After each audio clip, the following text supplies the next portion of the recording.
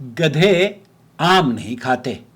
دوستو یہ جو جملہ ہے نا، گدھے آم نہیں کھاتے، یہ محض ہنسی کا ایک جھونکا نہیں، یہ تو تہذیب دلی کی ایک میٹھی سی چٹکی ہے جس میں ذرا سی خوشی، ذرا سا غرور اور بہت ساری دلی والوں کی نفاست اس میں پوشیدہ ہے۔ دوستو، بھائی اور بہنوں، آپ دیکھ رہے ہیں نون ٹی وی جدہ اور میں ہوں آپ کا دوست، آپ کا ہوسٹ محمد عاقل، جدہ سے مملکت سعودی عرب۔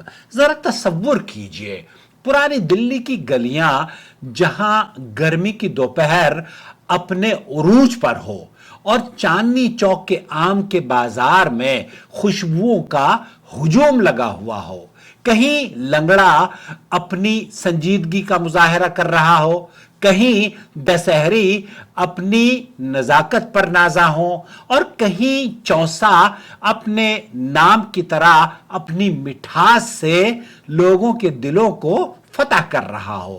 ہر ٹھیلے پر رنگ برنگ کی خوشبو ہی خوشبو، اور ہر خریدار کے چہرے پر ایک خاص سی روشنی، جیسے عام نہیں وہ خوشیاں خریدنے آئے ہوں۔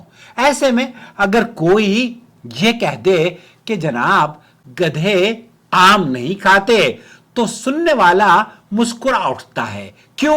کیونکہ بات عام کی نہیں، یہ تو ذوق کی ہے، مزاج کی ہے، وہی لطافت جو دلی والوں کی پہچان ہوا کرتی تھی، جہاں بات سیدھی کم اور میٹھی زیادہ ہوا کرتی تھی۔ اور پھر یاد آتے ہیں مرزا غالب، وہی غالب جن کے لیے آم صرف پھل نہیں تھا، ایک جذبہ تھا، ایک عشق تھا، ایک سبق تھا، شاعری کا اردو سے ملا جلا ایک ایسا مٹھاس اور ایک ایسا دلی والوں کا امتزاج تھا کہ آم کے آم اور گٹھلیوں کے دام نظر آتے تھے۔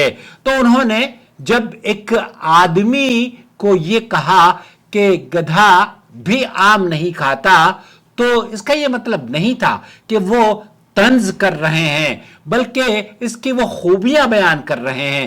میٹھے ہوں